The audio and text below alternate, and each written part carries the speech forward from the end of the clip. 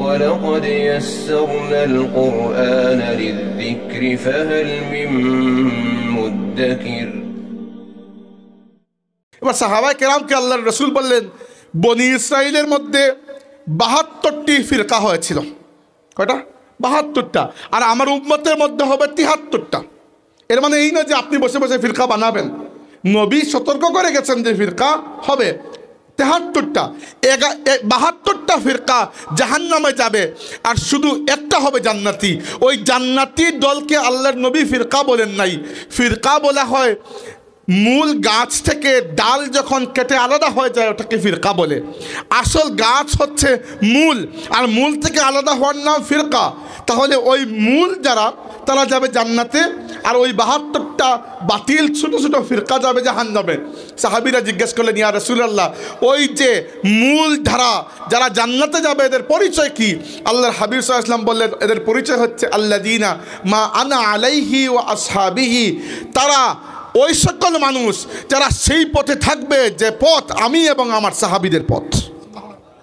তাইলে আমরা উম্মতের মধ্যে আরেকটা জামানত পেলাম যে এই উম্মতের মূল ধারা কখনো গুমরাহ হবে না। আর আমি আপনাকে আজকে ইন্টারনেটের যুগ, আজকে রাতে গিয়ে গুগলে সার্চ করবেন, এই পৃথিবীতে মুসলমানের সংখ্যা প্রায় ১৯০ থেকে ২০০ কোটি। এর মধ্যে কোন মাসলাক বা মাযহাবের বা কোন দলের মানুষ বা কোন আকীদার মানুষ সবচেয়ে বেশি, আপনি পাবেন এখনো পর্যন্ত আল্লাহর হাবিবের উম্মতের মধ্যে ৮৫ থেকে ৮৭ ভাগ মুসলমান সুন্নি অর্থাৎ আহলে সুন্নাত ওয়াল জামাতের অনুসারী। আর বাকি ১৩-১৪ ভাগ মিলে বাকি যত বাতিল ফিরকা আছে মাত্র ১৩-১৪ ভাগ আল্লাহর নবীর সাহাবায়ে কেরাম থেকে শুরু করে প্রথমে যে বাতিল ফিরকা বেরিয়েছিল এটার নাম হচ্ছে খারিজি ফিরকা।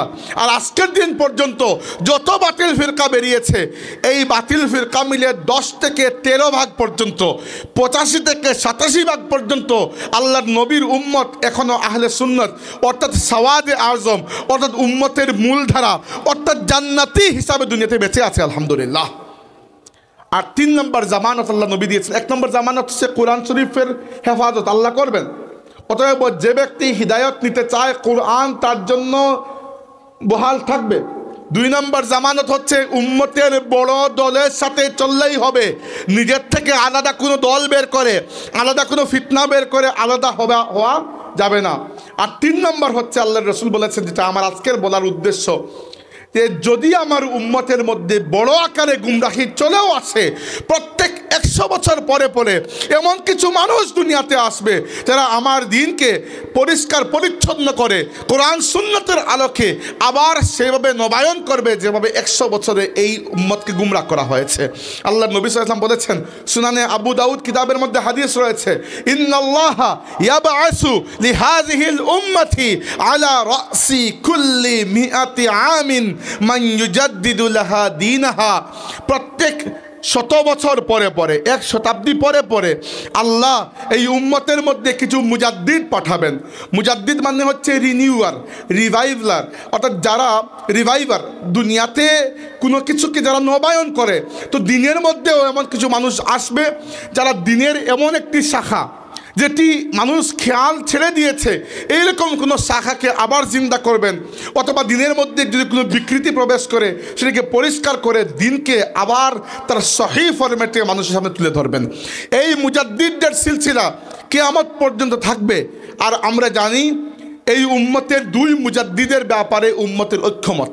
২ জন মুজাদ্দিদের ব্যাপারে প্রথম মুজাদ্দিদ হচ্ছেন উমর ইবনে আব্দুল আজিজ রহমতুল্লাহি আলাইহি, উমাইয়া বংশের খলিফা, এবং তার তাজদিদ, তিনি ঠিক রাসূল সাল্লাল্লাহু আলাইহি ওয়াসাল্লামের ১০০ বছর পরের মানুষ এবং তার তাজদিদ ছিল অনেকগুলা। এর মধ্যে একটা হচ্ছে হাদিস সংকলন। পৃথিবীর মধ্যে প্রথম ব্যক্তি যিনি আল্লাহর রসুলের হাদিসগুলোকে একত্রিত করার আদেশ করেছিলেন, তার নেতৃত্বে আল্লাহর নবীর হাদিস সংকলন করা হয়েছে। তিনি প্রথম ব্যক্তি যিনি ইয়াজিদের পরবর্তীতে উমাইয়া বংশের রাজাবাদ ছাড়া আল্লাহর রসুলের আহলে বায়তের উপর যেরকম জুলুম শুরু করেছিলেন, উমর ইবনে আব্দুল আজিজ রাদিয়াল্লাহু আনহু এসে সেই জুলুম বন্ধ করে যে খিলাফত ব্যবস্থা ভেঙ্গে রাজতন্ত্রে পরিণত হয়েছিল, উমর ইবনে আব্দুল আজিজ রাদিয়াল্লাহু আনহু আবার রাজতন্ত্রকে খিলাফতের আদলে ফিরিয়ে নিয়ে গিয়েছিলেন। আর উনি হচ্ছেন উম্মতের প্রথম মুজাদ্দিদ। আর শেষ মুজাদ্দিদ হবেন ইমাম মাহদি আলাইহিস সালাম। আল্লাহর রসুল বলেছেন, এই দুনিয়া যদি একেবারে শেষ পর্যায়ে পৌঁছে যায়, তবুও শেষ দিনটিকে আল্লাহ লম্বা করে দেবেন। অর্থাৎ যদি দিন বাকি নাও বা থাকে, গুরুত্ব দেওয়ার জন্য নাও বা থাকে, শেষ দিনটিকে আল্লাহ লম্বা করে দেবেন। এবং আমার বংশধর থেকে একজন মানুষ আসবে, যার নাম হবে আমার নামে, আর যার বাবার নাম হবে আমার বাবার নামে। আর ওই ব্যক্তি দুনিয়াতে আবার এরকম ন্যায় এবং ইনসাফ কায়েম করবেন, যেভাবে ইতিপূর্বে দুনিয়াতে অন্যায় এবং অবিচার ছিল। আখেরি জামানার দিকে যত আমরা যাচ্ছি, দুনিয়াতে অন্যায় অবিচার দেখছি আমরা, এবং কি এই অন্যায় অবিচার বাড়তে থাকবে। এমন ফিতনা আসবে উম্মতের উপরে, যে ফিতনাকে আল্লাহর রসুল বলেছেন কাকিতাইল লাইলিল মুজলিম, অন্ধকার রাতের মতো ফিতনা আসবে। বলেছেন কামাউজিল বাহরি, সাগরের ঢেউয়ের মতো ফিতনা আসবে। এক পর্যায়ে উম্মতের অবস্থা যখন দুর্বল থেকে দুর্বল হয়ে যাবে, এবং কাফিররা সম্মিলিত আক্রমণের মাধ্যমে এই উম্মতকে মানসিক এবং সামরিকভাবে বিপর্যস্ত করে দেওয়ার পায়তারা করবে, আল্লাহ তাবারাকা ওয়া তাআলা আমার নবীর বংশধর থেকে একজন মানুষকে উঠাবেন, যার নাম হবে মুহাম্মদ, বাবার নাম হবে আব্দুল্লাহ, এবং উপাধি হবে আল মাহদি।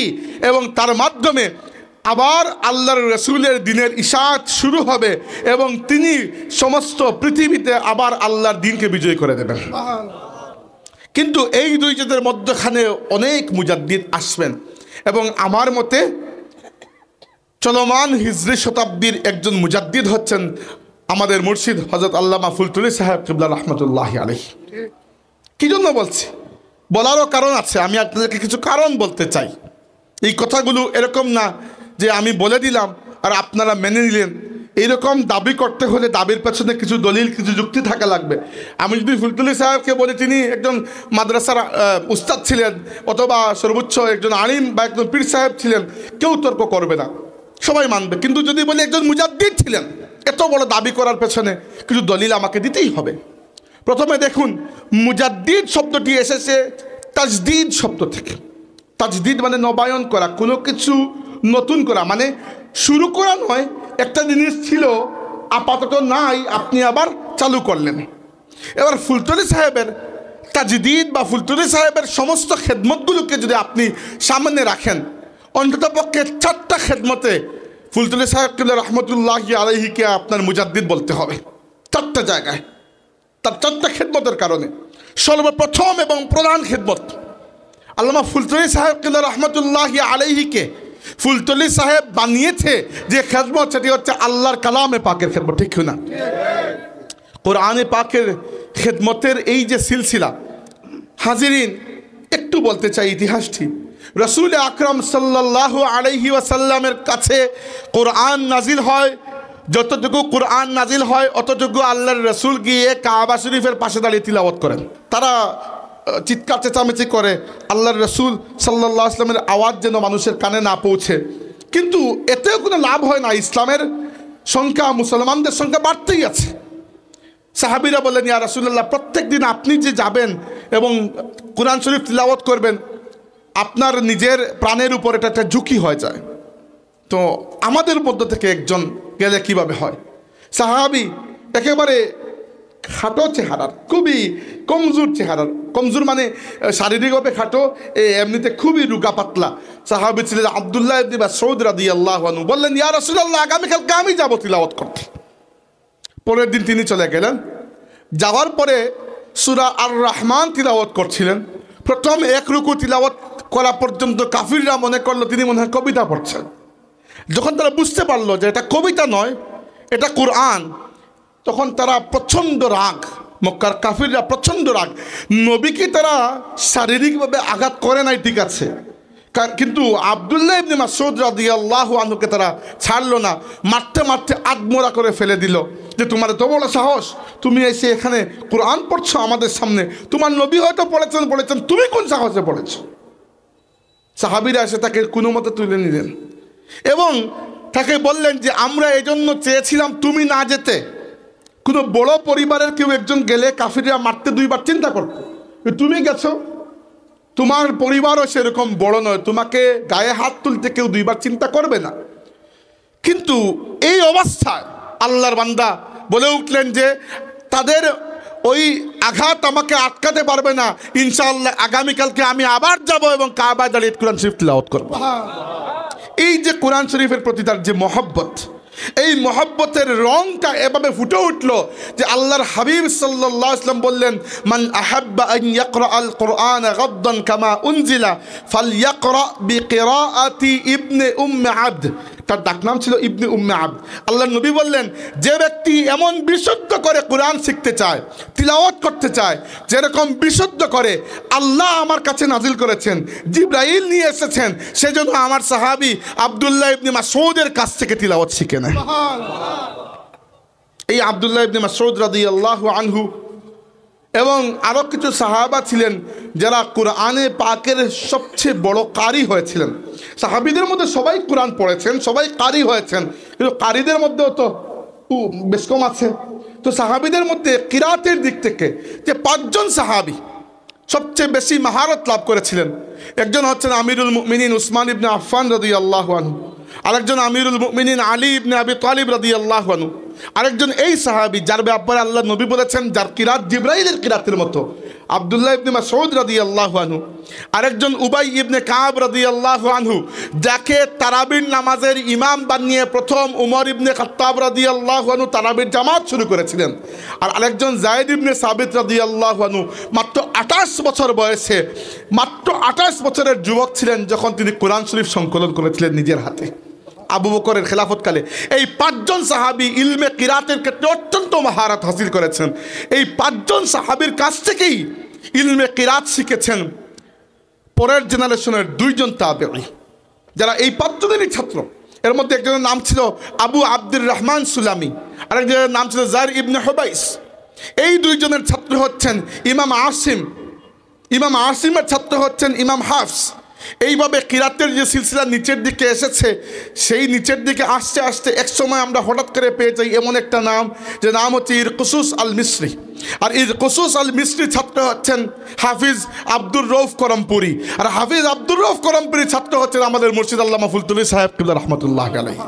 অর্থাৎ যে সিলসিলায় আল্লাহর রাসূলের সেই সাহাবীরা উপস্থিত, যে সাহাবী উসমান ইবনে আফফান, সাহাবী আলী ইবনে আবি তালিব, সাহাবী আব্দুল্লাহ ইবনে মাসউদ, সাহাবী যায়েদ ইবনে সাবিত, সাহাবী উবাই ইবনে কাব রিদওয়ানুল্লাহি আলাইহিম আজমাইন, এদের হাত ধরে ফুলতুলি সাহেব তথা আমাদের কিরাতের সিলসিলা হাবিবে খোদা রাহমাতুল্লিল আলামিন সাল্লাল্লাহু আলাইহি সাল্লাম পর্যন্ত পৌঁছেছে।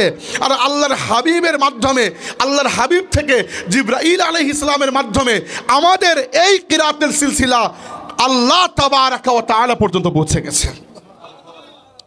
এবার আমরা ফুলতুলি সাহেবের কিরাতের সিলসিলার বড়ত্ব বুঝতে পারলাম, কিন্তু তিনি কি কিরাতের এই সিলসিলার সনদ ঘরে নিয়ে বসেছিলেন? না, বরং আমরা দেখি আজ থেকে 80 বছরের উপরে হয়ে যাচ্ছে। 40-এর দশকে মক্কা শরীফে শায়েখ আহমদ হিজাজি মক্কি রহমতুল্লাহি আলাইহির কাছ থেকে ইলমে কিরাতের সনদ লাভ করে ফিরে আসার পরে ফুলতুলি সাহেব কিবলা রহমতুল্লাহি আলাইহি যখন পড়াতে শুরু করলেন মাদ্রাসায়, তখনও তিনি কোরআন শরীফ শিক্ষা দেওয়ার আলাদা কোনো ব্যবস্থা করেন নাই। ফুলতুলি সাহেবের একটা অভ্যাস ছিল, যে কোনো ওয়াজ মাহফিলে গেলে প্রথমে তিনি কোরআন শরীফ তিলাওয়াত করতেন, এবং কোরআন শরীফ তিলাওয়াত যখন করতেন মানুষ বিমোহিত হয়ে যেত। এরপরে তিনি বয়ান শুরু করতেন।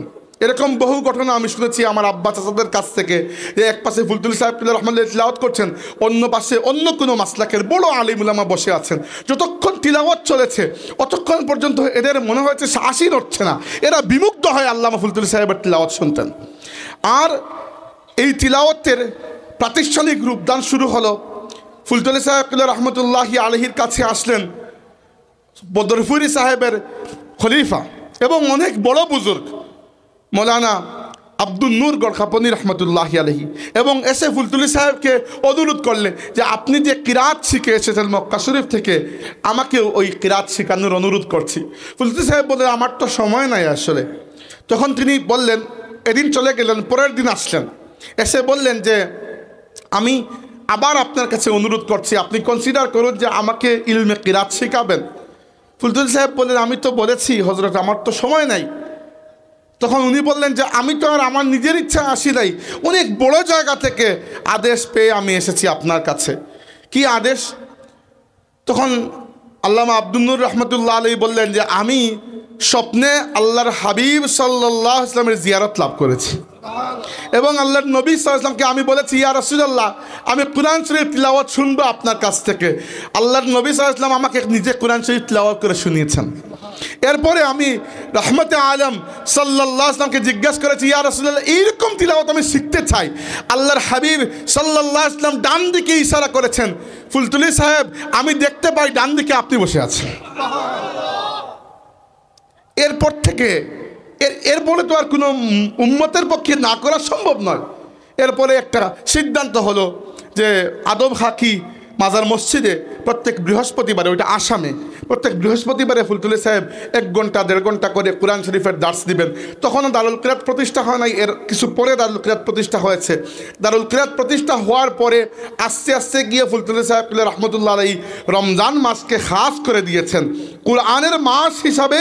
আল্লাহ বলেছেন শাহরু রমাদান আল্লাযী উনজিলা ফীহিল কোরআন। আর এজন্য এই আয়াতের উপর কিয়াস করে, এই আয়াতের আলোকে ফুলতুলি সাহেব রহমতুল্লাহ আলাইহি রমাদান মাসেরকে কোরআনুল কারীমের খেদমতের জন্য খাস করেছেন। দারুল কিরাত প্রতিষ্ঠা হয়েছে, একটা ট্রাস্ট হয়েছে এবং এই দারুল কিরাতের বর্তমানে পৃথিবীতে 11 থেকে 12 হাজার শাখা রয়েছে আলহামদুলিল্লাহ। এবং শুধু বাংলাদেশও নয়, বাংলাদেশে, ইউরোপ মহাদেশের বিভিন্ন দেশে, শুধু ইউকেতে নয়, ইউরোপ মহাদেশের বিভিন্ন দেশে দারুল কিরাতের খেদমত রয়েছে। ইতালিতে রয়েছে, স্পেনে রয়েছে, ফ্রান্সে রয়েছে, পর্তুগালে রয়েছে, অন্যান্য দেশেও শুরু হবে। ইউকেতে তো আছেই, তারপরে আমেরিকায় রয়েছে, কানাডায় রিসেন্টলি আল ইসলার কমিটি হয়েছে, ওইখানে দারুল কিরাত শুরু হবে। আমার সাথে যোগাযোগ তারা করেছেন, দারুল কিরাতের খেদমত শুরু হবে। এছাড়া অন্যান্য দেশেও দারুল কিরাতের খেদমত, ভারতে, পার্শ্ববর্তী ভারতেও দারুল কিরাতের খেদমত রয়েছে। এই যে 40-এর দশক থেকে আজ 2025 সাল চলছে, এই 80 বছরের থেকে বেশি সময় আল্লাহর বান্দার শুরু করা একটা প্রতিষ্ঠানের মাধ্যমে যত লক্ষ মানুষ কোরআন শরীফ বিশুদ্ধ করে তিলাওয়াত করতে শিখেছেন এবং অন্যকে শিখিয়েছেন, এই খেদমতের কারণে আমরা ফুলতুলি সাহেব কিবলা রহমতুল্লাহি আলাইহিকে যুগের মুজাদ্দিদদের মধ্যে একজন মুজাদ্দিদ কি বলতে পারি না?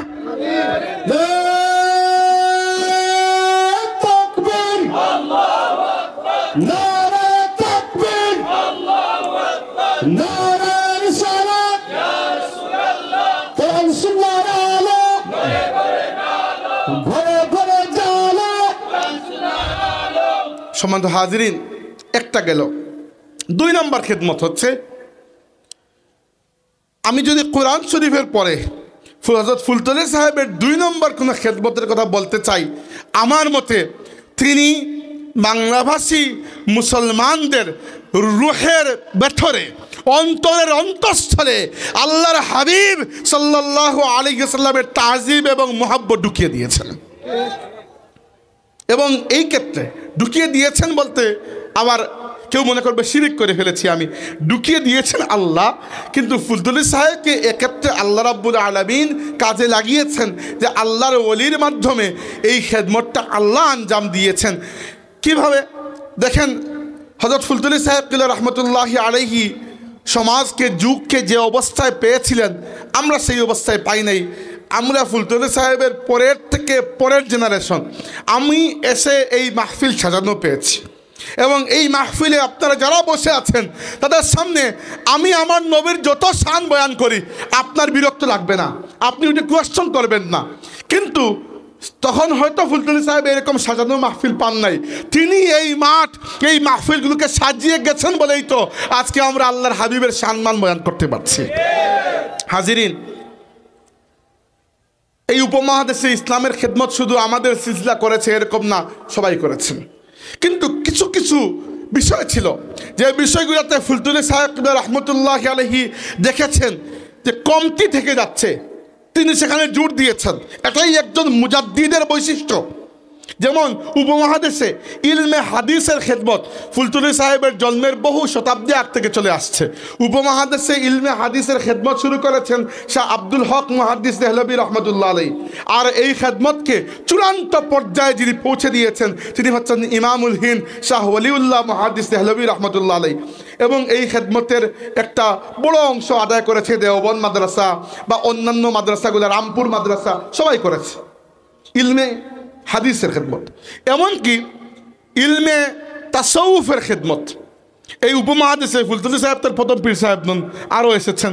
এমনকি এমন আল্লাহর ওলিদেরকে আমরা দেখেছি যারা মাটিতে বসলে খানেকা হতো আর চললে সেখানে জিহাদের মিছিল লেগে যেত।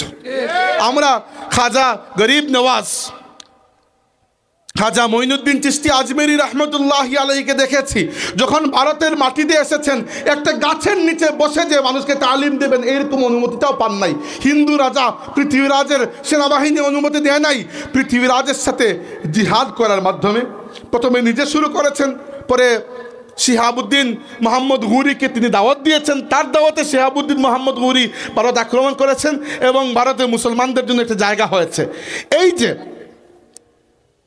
খাজা মঈনুদ্দিন চিশতি রহমতুল্লাহ আলাইহি যখন এসেছেন মুসলমানদের বসার একটা জায়গা নাই, মাত্র 2-3 জেনারেশন পরে খাজা মঈনুদ্দিন চিশতি রহমতুল্লাহ আলাইহির খলিফা হচ্ছেন খাজা কুতবুদ্দিন বখতিয়ার কাকি। কুতবুদ্দিন বখতিয়ার কাকির খলিফা হচ্ছেন খাজা ফরিদুদ্দিন গঞ্জেশকর। ফরিদুদ্দিন গঞ্জেশকর রহমতুল্লাহ খলিফা হচ্ছেন খাজা নিজামুদ্দিন আউলিয়া।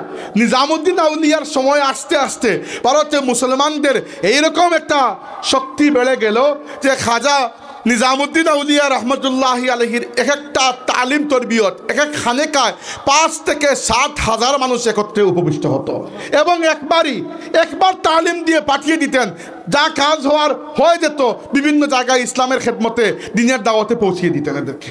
তো এরা খেদমত করেছেন এক একজন। এরপরে আমরা পেয়েছি এই আমাদের সিলেটের মাটিতে, চিন্তা করেন ইসলাম তো এত সহজে আসে নাই। সিলেটের প্রত্যেকটা মানুষকে ইহসানমন্দ হওয়া দরকার।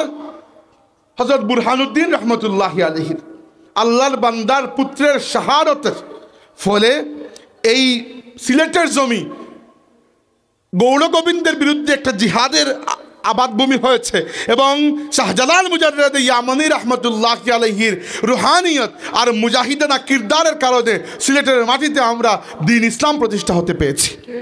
সম্মানিত হাজিরিন, আল্লাহর ওলিরা তো আগেও ছিলেন, তো খেদমতগুলো চলছিল। একটা খেদমতে একটু কমতি পাওয়া যায়, সেটা হচ্ছে শুদ্ধ কিরাতের খেদমতে ফুলতুলি সাহেবের আগে কমসে কম বাংলাভাষী মুসলমানদের মধ্যে একটা কমতি পাওয়া যায়। তো মুজাদ্দিদ তিনি, যিনি সে চিন্তা করতে পারেন, দেখতে পারেন, বুঝতে পারেন যে ইসলামের কোন সে শাখা, দিনের কোন সে ইলম, আল্লাহর নবীর কোন সে সুন্নত যেটা সমাজে কমতি আছে, যিনি এটা পূরণ করেন তিনি মুজাদ্দিদ। আর ফুলতুলি সাহেব এটি করতে পেরেছিলেন, এই জন্য আমি তাকে মুজাদ্দিদদের মধ্যে একজন মুজাদ্দিদ বলেছি। 2 নম্বরটা যেটি বলছিলাম রাসূল সাল্লাল্লাহু আলাইহি ওয়াসাল্লামের ব্যাপারে সবগুলো বলার সুযোগ নেই, একটা কথা বলি। দেখেন, ইসলামের মৌলিক ভাষা যদি কিছু থাকে তাহলে ওটা আরবি ভাষা। কুরআন শরীফ নাজিল হয়েছে আরবি ভাষায়, আল্লাহর রাসূলের জবান ছিল আরবি, যথেষ্ট। এই দুইটাই তো। তাই আরবি শব্দগুলোকে যখন বাংলা ভাষায় আপনি প্রতিবর্ণায়ন করেন, অনেক শব্দ যেগুলো আরবি থেকে বাংলায় আবিধানিক অর্থে যদি ট্রান্সফার করেন তাহলে এমন অর্থ দাঁড়ায় যে অর্থটা ওই সমাজের জন্য সাজে না। অনেক সময় দেখা যায় কিছু শব্দ একটা সমাজের জন্য সাজে, অন্য সমাজের জন্য সাজে না। উদাহরণ দিচ্ছি, আল্লাহ বলেছেন যে কিলাহুমা আও তাকুল্লাহুমা ফালা তাকুল্লাহুমা উফিন, মা বাবা যদি বৃদ্ধ হয়ে যান, وقضى ربك ألا تعبدوا إلا إياه وبالوالدين إحسانا إما يبلغن عندك الكبر أحدهما أو كلاهما فلا تقل لهما উফ। মা বাবার মধ্যে 2 জন থেকে যে কোনো একজন অথবা 2 জনই যদি বৃদ্ধ অবস্থায় তোমার সামনে আসেন, পৌঁছেন, তোমার হায়াত পর্যন্ত পাও, তাহলে তাদের মুখের উপর উফ শব্দ বলবে না। এবার উফ শব্দ না বলে কেউ যদি এর থেকে খারাপ কিছু বলে দেয় কি হবে? ওই আয়াতটাকেও ধরবে। এখন উফ বলতে আল্লাহ কি বুঝাচ্ছেন? আল্লাহ বুঝাচ্ছেন যে ভাষায় যে শব্দ খারাপ ওই শব্দ মা বাবার জন্য বলা যাবে না। হয়তো কোনো ভাষা হতে পারে উফ শব্দের অর্থ ভালো বা অন্য কোনো শব্দের অর্থ খারাপ হতে পারে না? পৃথিবীতে কত ভাষা আছে। আল্লাহ বুঝাচ্ছেন যে বিরক্তি সূচক কোনো শব্দ ব্যবহার করবে না, এটা যত ছোট থেকে ছোট হোক না কেন। তাই দেখেন একটা ভাষার শব্দ অন্য ভাষায় গিয়ে অন্যরকম হয়ে যায়। এবার এই যে শব্দের প্রতিবর্ণনের ক্ষেত্রে এই বিষয়টা আমাকে আপনারা আমার ভাই মৌলানা আহমদ হাসান চৌধুরীকে তো চিনেন, শাহান সাহেবকে তো চিনেন, আর তালামিজি ইসলামিয়ার সাবেক কেন্দ্রীয় সাধারণ সম্পাদক কাদির হাসান ভাইকেও চিনেন। ওনাদের কাছ থেকে আমি বিষয়টা শুনেছি। আমি প্রথমে এই জিনিসটা কখনো খেয়াল করি নাই, ওনারাই আমাকে বলেছেন বিষয়টা, যে একটা চিন্তা করে দেখো যে ফুলতুলি সাহেবের এই ক্ষেত্রে কতটা নজর ছিল আল্লাহর রসুলের ইজ্জত আজমত হেফাজতের ব্যাপারে। বড় বড় পদক্ষেপ কি তিনি নিয়েছেন তা তো আপনারা জানেন। ফুলতুলি সাহেব আল্লাহর রসুলের শান মান ইজ্জতের উপর বাংলার জমিনে কথা বলেছে কেউ, আর ফুলতুলি সাহেব দুনিয়াতে ছিলেন আর ফুলতুলি সাহেব ছেড়ে দিয়েছেন তাকে? কখনো এরকম হয়েছে দেখেছেন কোনো ব্যক্তি ইসলামের বিরুদ্ধে সামান্যতম অবস্থান নিয়েছে, হোক সে তসলিমা নাসরিন, হোক সে অন্য যে কোনো কেউ, ফুলতুলি সাহেব কি প্রতিবাদ করেন নাই? যে বাংলা শব্দে আরবি মুহাবরাগুলোকে প্রতিবর্ণায়নের ক্ষেত্রে যেখানে সামান্য বেয়াদবির একটা আশঙ্কা থাকে, ফুলতুলি সাহেব ওই জায়গাটাতে খুব শক্ত করে ধরেছেন। উদাহরণস্বরূপ আমরা বলি আল্লাহ, আল্লাহ শব্দকে বাংলা ভাষায় একদল মানুষ বলতে শুরু করলেন প্রভু। প্রভু শব্দের অর্থ সাধারণ অর্থে খারাপ কিছু নয়, কিন্তু প্রভু শব্দটা এই কনোটেশনটা মূলত হিন্দু ধর্মে ব্যবহার হয়, এবং হিন্দু ধর্মে শুধু প্রভু নয় মহাপ্রভু আছেন। এবার আল্লাহ এই শব্দকে যদি আমরা অনুবাদ করতে যাই, অনুবাদ করা কি উচিত? না, এটা আল্লাহর নিজস্ব নাম। বাংলায় লিখলেও আপনি আল্লাহ লিখবেন, ইংলিশে লিখলেও আপনি আল্লাহ লিখবেন, আরবি ভাষায় তো আল্লাহ লিখবেনই। এই জন্য দেখবেন ফুলতুলি সাহেব রহমতুল্লাহ আলাই আল্লাহকে প্রভু বললে রাগ করতেন এই জন্য, কারণ আল্লাহ বলতে আমার মনের মধ্যে যে স্রষ্টা, যে মাবুদের একটা অনুভূতি, একটা ভয়, একটা আল্লাহ রাব্বুল আলামিনের বড়ত্বের প্রতি আমার যে একটা গাঢ় শ্রদ্ধা আছে, প্রভু বললে কিন্তু মনের মধ্যে এটা আসে না। দ্বিতীয়ত রাসূলুল্লাহ সাল্লাল্লাহু আলাইহি ওয়াসাল্লামকে আমরা সাইয়্যিদুনা বলি, সাইয়্যিদুনা ও মাওলানা বলি না আমরা? সাইয়্যিদ শব্দের অর্থ হয় নেতা, কিন্তু ফুলতুলি সাহেব এরপরও রাসূল সাল্লাল্লাহু আলাইহি ওয়াসাল্লামকে নেতা বললে রাগ করতেন কিনা? রাগ করতেন কি জন্য? কারণ নেতা শব্দটি একটা দুনিয়াবি সম্মানের রেফারেন্স। নেতার মধ্যে হাজার ধরনের নেতা আছেন, কিন্তু তবুও নেতা বললে আপনার মনের মধ্যে একটা ফ্রেম রেডি হয়ে যায়, হয় না? আমি যদি বলি অমুক নেতা, তার মানে আপনি নিশ্চয়ই এই ধারণা করবেন না যে তিনি খুব তাহাজ্জুদ গুজার। হতে পারেন তাহাজ্জুদ গুজার, কিন্তু নেতা বললে প্রথমেই তো তাহাজ্জুদ গুজার মানুষের কথা মাথায় আসে না। আমি যদি বলি নেতা, আপনি তো এটা ধারণা করবেন না যে তিনি খুব ধরেন বড় আলিম, নাও তো হতে পারে। নেতা বললে কিন্তু এটা ধারণা করবেন যে তিনি একটা জাতির নেতৃত্ব দিয়ে থাকেন। তাই এবার দেখেন, নেতারে যদি হিসাব করেন, আপনি বাংলাদেশের হিসাব করেন, শেখ মুজিবুর রহমান ধরেন, জিয়াউর রহমান ধরেন, খালেদা জিয়া ধরেন, শেখ হাসিনা ধরেন, নেতাদের চরিত্র, বৈশিষ্ট্য, লেভেল সব কিছু আপনারা জানেন। কিন্তু আল্লাহর রসুলকে নেতা বানিয়ে আমি যদি উচ্চারণ করি, তাহলে আল্লাহর নবীর সম্মানটিকে আমি প্রকৃত আল্লাহ যে জায়গায় সম্মান দিয়েছেন ওই জায়গায় রাখছি না নিচে নামাচ্ছি। কারণ আমি দুনিয়াবি উদাহরণ দিচ্ছি, যিনি সুপ্রিম কোর্টের চিফ জাস্টিস, তাকে আমি যদি এনে সিলেট জেলা কোর্টের চিফ জাস্টিস, জেলা কোর্টের জজ বানিয়ে দেই, এটা কি তার সম্মানের হানি নয়? হানি। যাকে আল্লাহ তাবারাকা ওয়া তাআলা তার রাসূল বলেছেন, কুরআন শরীফে সূরা ফাতহের মধ্যে আল্লাহ বলেছেন মুহাম্মাদুর রাসূলুল্লাহ, মুহাম্মদ সাল্লাল্লাহু আলাইহি ওয়াসাল্লাম হচ্ছেন আল্লাহর রাসূল। যিনি আল্লাহর রাসূল, তাকে আপনি দুনিয়াবি কোনো টাইটেল দিয়ে নিচে নামাতে পারেন না। এই জন্য যদিও সাইয়্যিদ শব্দের আভিধানিক অর্থ হয় নেতা, কিন্তু যেহেতু বাংলা কালচারে নেতা শব্দটি এত কোনো সম্মানের বিষয় না, বরং মানুষের অনেক কমপ্লেন থাকে নেতাদের ব্যাপারে, তাই ফুলতুলি সাহেব রহমতুল্লাহ আলাই আল্লাহর হাবিবের শান মানের দিকে খেয়াল করে আল্লাহর হাবিব সাল্লাল্লাহু আলাইহি ওয়াসাল্লামকে নেতা বলতে রাগ করতেন। এমনকি কুরআন শরীফকে সংবিধান বলতে ফুলতুলি সাহেব নিষেধ করতেন। মনে আছে, মুরব্বীদের মনে আছে, হয়তো তরুণরা হয়তো অনেকে শুনেন নাই। কি জন্য? সংবিধান কোনো খারাপ জিনিস তো নয়, ভালো জিনিস। আরবি ভাষায় বলা হয় দাস্তুর, কিন্তু পুরো কোরআনের মধ্যে আল্লাহ পাক খুদ কোরআনকে কোনো জায়গায় দাস্তুর বা সংবিধান বলেন নাই। একটা যুক্তি। 2 নম্বর যুক্তি হচ্ছে পৃথিবীর কোন দেশের সংবিধান অপরিবর্তনীয় নয়, সবগুলোই পরিবর্তনীয়, হয় সুপরিবর্তনীয় বাংলাদেশের মতো, যিনি আসলেন ইচ্ছা মতো পরিবর্তন করলেন, নইলে দুষ্পরিবর্তন নিয়ে একটু কসরত করতে হয়, কিন্তু পরিবর্তনীয়। তৃতীয়টা হচ্ছে সংবিধান শুধুমাত্র আইনের উৎস, অন্য কিছু নয়। কিন্তু কোরআন শরীফ শুধু আইন নয়, আকিদা, আইন, আখলাক সব কিছু। তাই কোরআন শরীফকে যদি আপনি সংবিধান বলেন, এখানে সংবিধান শব্দ যদিও খারাপ নয়, কিন্তু কোরআন শরীফকে সংবিধান বললে আপনি কোরআন শরীফের ফ্রেমটাকে, মর্যাদার ফ্রেমটাকে নিচে নামিয়ে এনে লক করে দিয়ে দিলেন। কিন্তু কোরআন শরীফের মর্যাদা এরকম যে দুনিয়ার তাম সংবিধান পরিবর্তন হতে পারে, কিয়ামত পর্যন্ত আল্লাহ কিতাবের একটা হরফও পরিবর্তন হবে না। এমনকি হরফ বলতে মনে হয়ে গেল ফুলদুল সাহেব তো কোরআন শরীফের একটা হরফের ব্যাপারেও ছাড় দেন নাই, দিয়েছিলেন, মনে আছে আপনাদের মুরব্বীরা। এই তর্ক এখন আর অবসলিট হয়ে গেছে। অর্থাৎ ফুলদুল সাহেবের এই খেদমতকে আল্লাহ এত কবুল করেছেন যে এখন আর এই তর্ক করারই দরকার নাই। নইলে আমি বলতাম, ইচ্ছা করে বলছি না, দরকার নাই। নইলে কোরআন শরীফের একটা হরফ, এবং যে হরফ আরবি ভাষার কি বলবো, আরবি ভাষার সৌন্দর্য আপনারা জানেন না হয়তো নাকি, যে আরবি ভাষাকে বলা হয় লুগাতুদ দাদ, দাদের ভাষা। কারণ দাদ এমন একটা কঠিন হরফ, যে হরফটা পৃথিবীর অন্য কোনো বড় ল্যাঙ্গুয়েজের মধ্যে এইরকম কঠিন উচ্চারণ নাই। এবং বর্তমান পৃথিবীতে জিন্দা ভাষাগুলোর মধ্যে এমনও ভাষা আছে যে ভাষায় মাত্র কয়েকশো মানুষ কথা বলে, উপজাতি বা এরকম। কিন্তু আমি বলছি ইন্টারন্যাশনাল ল্যাঙ্গুয়েজ যেগুলো আছে, এর মধ্যে কোনো ল্যাঙ্গুয়েজে দাদ বা দাদের আশেপাশে এত কঠিন উচ্চারণ নাই, এরকম হরফই নাই। তাই আরবি ভাষার সৌন্দর্য হচ্ছে দাদ। আরবি ভাষার আরেকটা নাম হচ্ছে লুগাতুদ দাদ, দাদের ভাষা। আর এই দাদ সব হরফের উপর অনেক ইতরাজ ছিল উলামায়ে কেরামের মধ্যে এক দলের।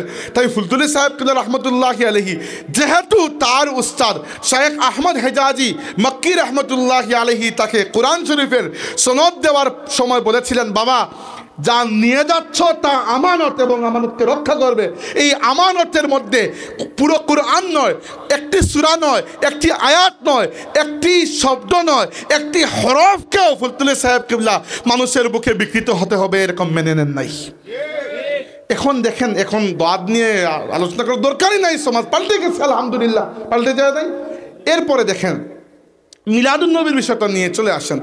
মিলাদুন্নবী কন্টেস্টেড বিষয়, আপনাদের মনে হতে পারে এটা ঝগড়ার বিষয়। আমার তো কোনোদিন ঝগড়ার বিষয় মনে হয় না, ঝগড়ার বিষয় নয়। হ্যাঁ, ঝগড়ার বিষয় তখন হবে যদি আপনি এটাকে ফরজ বানিয়ে দেন, যে মিলাদুন্নবী পালন করবে সে কাফির, এরকম যদি কিছু বলে দেন দিলে তো সমস্যা, ঝগড়ার বিষয়। কিন্তু যারা জায়েজ বা মুস্তাহসান হিসাবে মাহফিলে মিলাদ পালন করেন, আমরা করি এবং গর্বের সাথে করি, এবং আলহামদুলিল্লাহ একটা জায়েজ বা মুস্তাহসান বিষয়ের জন্য যতটুকু দলিল লাগে অতটুকু দলিল আমাদের কাছেও আছে।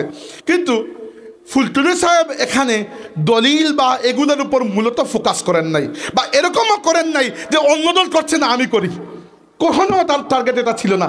তার টার্গেট ছিল এটা যে মিলাদুন্নবীর মাস বা মাহফিলে মিলাদুন্নবী একটা উপলক্ষ, এই উপলক্ষকে কেন্দ্র করে আল্লাহর হাবিবের শান মানের আলোচনা হবে, আল্লাহর হাবিবের জীবন নিয়ে কথাবার্তা হবে, মাহফিল হবে, মানুষ জানবে।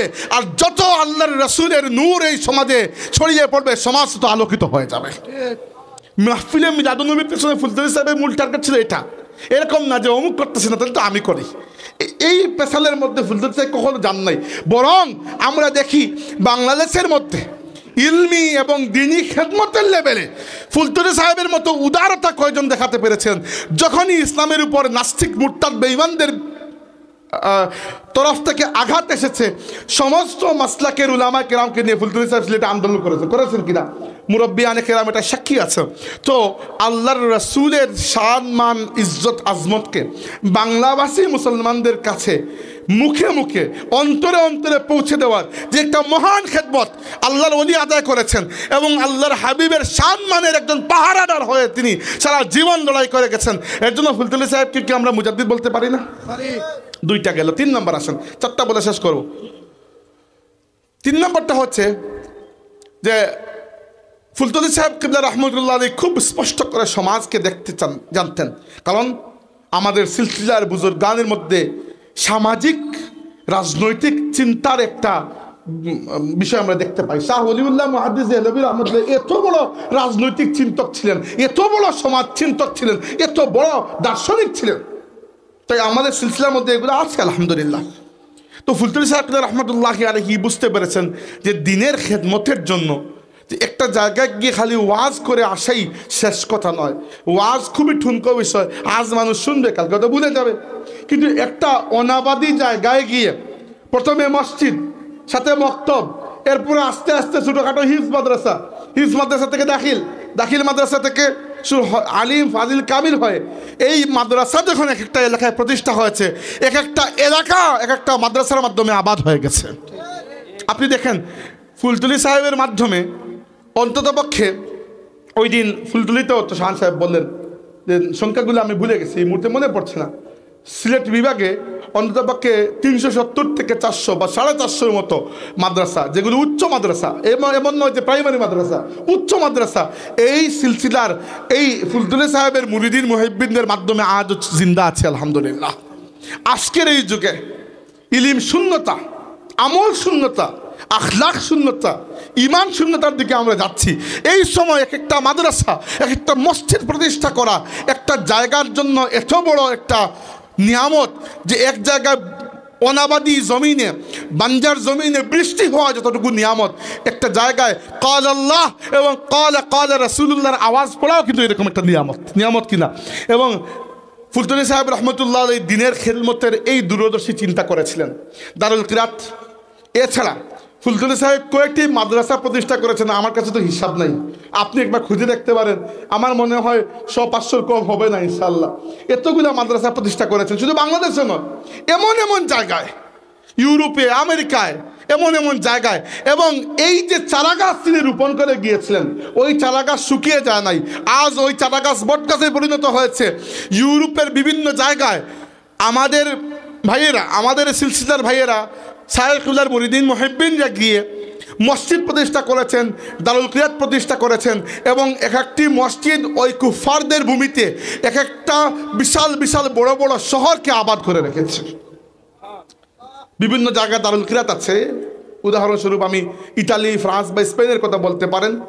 দারুল কিরাত তো আছে মূল শহরে, রাজধানীতে, কিন্তু অন্যান্য শহর থেকে যখন সামারে, তাদের তো সামারে ছুটি থাকে 1.5 মাসের মতো বা একটু বেশি হতে পারে, 6 সপ্তাহের মতো, সামারে যখন দারুল কিরাতের কোর্স হয়, তখন অন্যান্য শহর থেকে মা বাবারা বাচ্চাদেরকে দারুল কিরাতে পড়ানোর জন্য যে জায়গায় দারুল কিরাত ওই শহরে আসেন 1.5 মাসের জন্য একটা বাসা ভাড়া করেন। আমি এরকম বাচ্চা দেখেছি, পাকিস্তানি বাচ্চা, শ্রীলঙ্কার বাচ্চা, বাংলাদেশি বাচ্চা, ইন্ডিয়ান বাচ্চা, ফ্রেঞ্চ বাচ্চা, এরা দারুল কিরাতে এসে ভর্তি হয়েছে। তো এই যে খেদমত দেখেন, একটা মসজিদ, মুসলমানের সমাজ মসজিদ মাদ্রাসা ছাড়া কি কল্পনা করা যায়? মসজিদ মাদ্রাসা ছাড়া আপনি সমাজ টিকাতে পারবেন কোনো জায়গায়? পারবেন না। এই জন্য 10টা মাহফিল, 15টা মাহফিল, 20টা মাহফিলের পরে মাহফিল, একটা এলাকায় এত মাহফিল, তার চেয়ে বরং এলাকার মসজিদ মাদ্রাসাগুলোর দিকে বেশি করে আপনারা ফোকাস করুন। দেখেন, ইসলামী শিক্ষার প্রতি এই রাষ্ট্র এতটা যত্নবান নয়, কিন্তু খালি আওয়ামী লীগ সরকার নয়, যে সরকারই আসুক ইসলামী শিক্ষার প্রতি সবার একটা নাক ছিটকানোর ভাব থাকে না, একটা সবসময় ছিল। একেবারে কুদরতি খুদা শিক্ষা কমিশন শেখ মুজিবের সময় থেকে শুরু করে আজকের দিন পর্যন্ত ইসলামী শিক্ষার খুব পরম বন্ধু কাউকেই পাই নাই। 2-1জন হয়তো 2-1টা সময় চেষ্টা করেছিলেন ব্যক্তিগতভাবে, নইলে ইসলামী শিক্ষাকে এই দেশের আলিম উলামা নিজের ঘাম রক্ত এক করে এগিয়ে নিয়ে গেছেন। এই দেশে স্কুল, কলেজ, বিশ্ববিদ্যালয় যতটুকু সরকারি রাষ্ট্রীয় পৃষ্ঠপোষকতা পায়, মাদ্রাসা কি এরকম পায়? কখনো পায় না। তো মাদ্রাসাগুলোকে তো আমরাই চালাই, অর্থাৎ আমাদের ভাইয়েরাই তো চালান। আর আজকের যুগে আমি কোনো জায়গায় শুনি যে ভাই, আমি আপনার ক্লাসমেট বুরকির বড় হুজুরের কাছে একসাথে দাওরা দিয়েছিলাম, এখন কি করেন যে এখন একটা মাদ্রাসা আমরা প্রতিষ্ঠা করেছি। এত খুশি লাগে শোনার পরে যে আলহামদুলিল্লাহ, একটা মানে আপনি একটা মাদ্রাসা প্রতিষ্ঠা করেন নাই, আপনি কয়েকটা প্রজন্মকে আলোকিত করার ব্যবস্থা করে দিয়েছেন। তো এই জায়গায় আমি মানে অন্য অনেক মুজাদ্দিদদের সাথে ফুলতুলি সাহেবকে উল্লেখও এই জায়গায় মুজাদ্দিদ মনে করতে চাই যে ইসলামের খেদমত তিনি শুধুমাত্র একটা মাঠে গিয়ে চিৎকার করে আর নিজের নাম শহরত ফুটিয়ে বাড়িতে জিন্দাবাদ নিয়ে বসে থাকেন নাই। যে জায়গায় গিয়েছেন, এখন তো রাস্তাঘাট ভালো হয়েছে, আমরা কোনো জায়গায় মাহফিলে যাই, যত রাত হোক বাড়িতে ফিরে যাই বা বাসায় ফিরে যাই। ফুলতুলি সাহেব তো এসে থাকতেন বিভিন্ন জায়গায়, থাকছেন না? তো সাহেবদের বাড়িতে তো কত ছিলেন, তো আমরা সবাই জানি এগুলো, আমরা দাদা সাহেবের রুটিন জানতাম। তো এই থাকাগুলোর অর্থ কি? একটা জায়গায় আহলে ইমান থাকলে ওই আহলে ইমানের উত্থাপটাও ওই জায়গায় ছড়িয়ে পড়ে। কিন্তু সাহাবায়ে কেরাম কোন বই পড়ে দুনিয়ার সেরা মুমিন হয়েছেন? কোন বই তখন ছিল? মক্কায় তো লাইব্রেরি তো ছিল না, কোনো স্কুল প্রতিষ্ঠান কিচ্ছু ছিল না। আল্লাহর হাবিবের সামনে বসেছেন, আর ওই নূরের চেহারা থেকে নূরের যে উত্থাপ এসেছে, এই উত্থাপ আবু বকর রাদিয়াল্লাহু আনহুর ঈমানকে দুনিয়ার মধ্যে নবী রাসূলের পরে সর্বশ্রেষ্ঠ ঈমান বানিয়ে দিয়েছে। এইভাবে আহলে ইমান যারা, আল্লাহর ওলি যারা, এরা বিভিন্ন জায়গাকে আবাদ করেছেন। তো ফুলতুলি সাহেবের এই একটা খেদমত আমার কাছে অবিস্মরণীয়, যে এত প্রতিষ্ঠান তিনি তৈরি করেছেন, যে প্রতিষ্ঠানগুলো থেকে হাজার নয়, এখন পর্যন্ত হিসাব করলে লক্ষ মানুষ আল্লাহর দিন থেকে বেরিয়ে গেছে। কে কতটুকু কাজে লেগেছে ভিন্ন কথা, কিন্তু ফুলতুলি সাহেবের এই চেষ্টাকে আল্লাহ যেন কবুল করে, আমরা বলি আমিন। এই 3 নম্বর খেদমত। 4 নম্বর খেদমত হচ্ছে তাসাউফের এবং তাসাউফের সাথে জড়িত খেদমতে খালকের খেদমত, খেদমতে খালকের যে কার্যক্রম। তাসাউফ আসলে কি? দেখেন, আমি তাসাউফ সম্পর্কে পড়ালেখা এত গভীর না আমার, এই জন্য নর্মালি আমি তাসাউফ সম্পর্কে কথাবার্তা বলতে ভয় পাই, কারণ আমার পড়ালেখা খুবই অগভীর। আর আমি চেষ্টা করি কখনো কোনো বিষয় সম্পর্কে ভালো করে না পড়ে আমি আলতু ফালতু কথা বলা থেকে বেঁচে থাকার চেষ্টা করি। এখনও পর্যন্ত কখনো এরকম হয় নাই যে একেবারে ধারণার ভিত্তিতে কথা বলেছি। কিন্তু তাসাউফ সম্পর্কে যতটুকু আমরা জানি এবং বুঝি, তাসাউফ বা তাজকিয়া হচ্ছে মানুষের অন্তরাত্মাকে পাক পবিত্র করা। কারণ দুনিয়ার হিরস, দুনিয়ার লোভ, দুনিয়ার হাসাদ, কিবির এবং মিথ্যা আল্লাহর মারিফতকে যখন নিচে ফেলে দেয় আর দুনিয়ার মহব্বতকে উপরে ফেলে দেয়, তখন তাজকিয়া নফস বা তাসাউফ কাজে লাগে। কি জন্য? যে মানুষকে দুনিয়ার মহব্বত থেকে দূরে সরিয়ে আল্লাহর মহব্বতের দিকে নিয়ে যাওয়ার জন্য। এটাই তাসাউফের 2 নম্বর একটা বিষয় হচ্ছে আখলাকের পরিশুদ্ধি। আখলাকের পরিশুদ্ধি জরুরি নয়। আল্লাহর রাসূল সাল্লাল্লাহু আলাইহি ওয়াসাল্লামের হাদিস রয়েছে যে সেই মুমিনের ঈমান কামিল হয়েছে যে মুমিনের আখলাক সবচেয়ে সুন্দর। রাসূল সাল্লাল্লাহু আলাইহি ওয়াসাল্লাম বলেছেন, আনা যাঈমুম বিবাইতিন ফি রাবাদিল জান্নাতি লিমান তারাকাল মিরাআ ওয়া ইন কানা মুহিক্কান ওয়া বিবাইতিন ফি ওয়াসাতিল জান্নাতি লিমান তারাকাল কাযিবা ওয়া ইন কানা মাযিহান ওয়া বিবাইতিন ফি আলাল জান্নাতি লিমান হাসানা খুলুকাহু। যে ব্যক্তি নিজে হক থাকার পরও তর্ক বিতর্ক করা বাদ দিল, অযথা ঝগড়া করা বাদ দিল, আমি নবী জান্নাতের আঙ্গিনায় তার জন্য একটা ঘরের জিম্মাদারি নিয়ে নিলাম। যে ব্যক্তি কৌতুক করার সময়ও মিথ্যা বলল না, কৌতুকের সময় এমনিতে তো বলে না, এমনকি কৌতুক করার সময়ও মিথ্যা পরিহার করে, আমি নবী জান্নাতের ঠিক মধ্যখানে তার জন্য একটা ঘরের জিম্মাদারি নিয়ে নিলাম। আর যে ব্যক্তি তার আখলাককে সুন্দর করেছে, আমি তার জন্য জান্নাতের সর্বোচ্চ মাকাম একটা ঘরের জিম্মাদারি নিয়ে নিলাম। এই যে আল্লাহর রাসূল যে আখলাকের কথা বলেছেন, এই আখলাকের সৌন্দর্য দুনিয়াকে শিখিয়েছেন আল্লাহর রাসূলের উম্মতের মধ্যে আউলিয়া কেরাম। আর এই ক্ষেত্রে তাসাউফের খানিকার একটা ভূমিকা আছে কিনা? আদব, আখলাক, এইগুলো আল্লাহর ওয়ালি এবং তাসাউফের সিলসিলার সাথে যারা যুক্ত, এদের মধ্যে যেভাবে পাওয়া যায় অন্যদের মধ্যে সেভাবে পাওয়া যায় না। আল্লাহর সৃষ্টির খেদমত ছাড়া, ইরহামু মান ফিল আরদি ইয়ারহামকুম মান ফিস সামা, আল্লাহর সৃষ্টির মধ্যে যা আছে তুমি এগুলোকে দয়া করো, আল্লাহ তোমাকে দয়া করবেন। এই যে খিদমত ফুলতুলি সাহেবের হাতে প্রতিষ্ঠা হয়েছে লতিফিয়া ইতিমখানা, ফুলতুলি সাহেবের হাতে প্রতিষ্ঠা হয়েছে লতিফি হ্যান্ডস, এবং আজকে মুর্শিদুনা হযরত বড় সাহেবের সার্বিক এবং সফল তত্ত্বাবধানে এগুলো একটা প্রাতিষ্ঠানিক রূপ নিয়েছে। এবং আলহামদুলিল্লাহ আমাদের সিলসিলার গৌরব বলতে যদি কিছু থেকে থাকে, এর মধ্যে একটা হচ্ছে যে আমরা দেখি জানি যে কোনো জায়গায় একটা মানুষ বিপদে পড়েছে, বিপন্ন প্রাণ, শীতে কাঁপছে, বন্যার পানিতে ঘর ভেসে গেছে, অথবা আগুনে ঘর পুড়ে গেছে, কেউ খবর জানে না। আল্লাহ রাব্বুল আলামিন মুর্শিদনা হযরত বড় সাহেবকে তৌফিক দিয়েছেন, সেখানে সবার আগে তিনি ঘর নিয়ে পৌঁছে গেছেন। আমরা দেখি না এই জিনিসটা? এইটা তাসাউফের সারমর্ম। তাসাউফের সারমর্ম 3টা জিনিসের মধ্যে, যেটা আমার পড়ালেখা আমি পেয়েছি। তাসাউফ নিয়ে এমনিতে আমি কথা বলতে ভয় পাচ্ছি যেহেতু আমার পড়ালেখা কম, কিন্তু 3টা জিনিসের মধ্যে একটা হচ্ছে অন্তরের সাফা বা অন্তরকে পরিষ্কার করা, আরেকটা হচ্ছে আখলাকি শুদ্ধি, আরেকটা হচ্ছে মানুষের সেবা। আমরা ফুলতুলি সাহেবের খেদমতগুলোকে 4 ভাগে ভাগ করলাম। এবার এই 4 ভাগকে আমি একটা একটা করে সাম আপ করছি। প্রথমটা হচ্ছে আল্লাহর কোরআনের খেদমত, এবং আল্লাহর কোরআনের খেদমত তিনি যেভাবে করেছেন, এই এক কোরআনের খেদমত দিয়েও তো আমরা তাকে মুজাদ্দিদ বলতে পারি। 2 নম্বর, বাংলাভাষী মুসলমানদের কাছে কারণ তার নিজের জবান ছিল বাংলা এবং তিনি বাংলা ভাষায় কথা বলতেন। আমাদেরকে খামাখা বক্তব্যের মধ্যখানে ফুটানি করে ইংরেজি ঢুকানোর তো কোনো দরকার নেই। আমাদের শ্রোতারা বাঙালি তো, তাই না?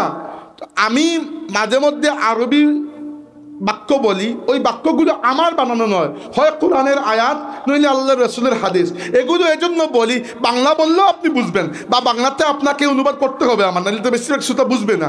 আমি পড়ি কারণ আল্লাহর নবীর এক্সাক্ট শব্দটা পড়লে একটু বরকত পাবো, এই জন্য পড়ি। হ্যাঁ, আমি বিদেশে থাকি হিসাবে মাঝে মধ্যে ইংরেজি শব্দ চলে আসে মুখ দিয়ে, কিন্তু এগুলা পরিহার করা উচিত। আন্দাজে ইংরেজি বলে বলে হুদাই আমরা বক্তব্য বা ওয়াজ মাহফিলকে শ্রোতার আলোকে বয়ান করতে চাইব। বুঝতে পেরেছেন? কি একটা বিষয়, শ্রোতা যেরকম, আমার শ্রোতা সব বাংলাদেশি, আমি এখানে ইংরেজি বলে তো লাভ নেই। আর দ্বিতীয় কথা হচ্ছে, আরেকটা বিষয় আপনাদের কাছে আমি অনুরোধ করছি, এটা বর্তমান সময় দেখা যায়, আমি সহ কোনো বক্তার বক্তব্যকে আপনারা যখন কাট করবেন, তখন এমন জায়গায় কাট করবেন না যেখানে একটা বিভ্রান্তির সৃষ্টি হয়।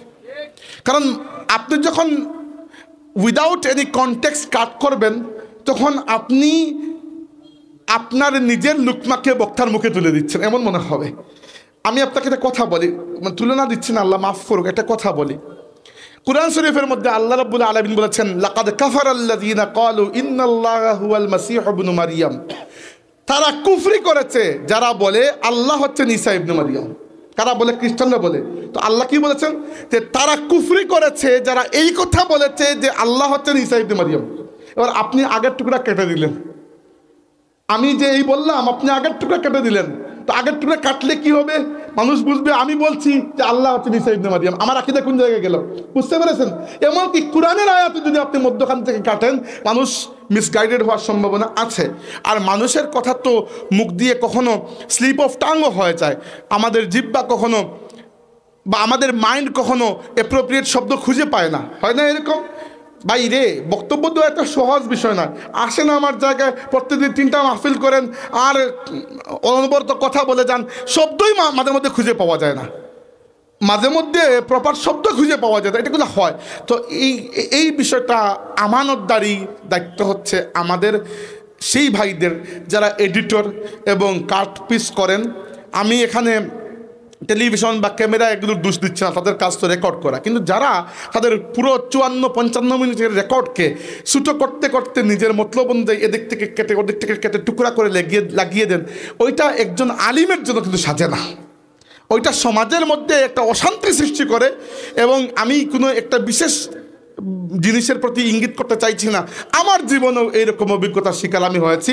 এবং এখানে দোষ মুঠেও এই সকল ক্যামেরার নয়, তারা কিন্তু ঠিকই 1 ঘন্টার বক্তব্য রেকর্ড করছে এবং ইউটিউবে ঢুকে তারা আপনি আমার নাম লিখে সার্চ দিলে এরও ভিডিও পাবেন, ওরও ভিডিও পাবেন, কিন্তু 1 ঘন্টার। কিন্তু যারা নিজের মতলব আদায় করার জন্য 1 ঘন্টার পুরো ভিডিওকে 1.5 মিনিটের মধ্যে কাট করে নিয়ে আসছেন, তারা কিন্তু খেয়ানত করলে আল্লাহর কাছে ধরা খাবেন। কারণ সমাজে আপনি ফিতনা অশান্তি সৃষ্টি করছেন, এটা কখনো করবেন না।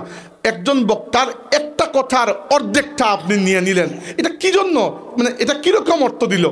আমি যদি কোনো কথা বলি, তাইলে এই কথা নিশ্চয়ই এই মুহূর্ত থেকে শুরু হয় নাই, আর শুরু হয়েছে 2 মিনিট আগ থেকে, আপনি এই মুহূর্ত থেকে কাটছেন। অর্থাৎ আমি কুরআন শরীফের আয়াত পড়ছি, উদাহরণস্বরূপ আমি বলছি লাকাদ কাফারাল্লাযীনা ক্বালু ইন্নাল্লাহা হুয়াল মাসীহ ইবনু মারইয়াম। তারা কুফরি করেছে যারা বলেছে আল্লাহ হচ্ছেন ঈসা ইবনে মারইয়াম। এই টুকরাকে আপনি নিলেন, মধ্যখান থেকে কেটে দিলেন, কি হবে? আপনি নিচে দিলেন যে মারজান ভাই বলেছেন আল্লাহ হচ্ছেন ঈসা ইবনে মারইয়াম, নাউজুবিল্লাহ।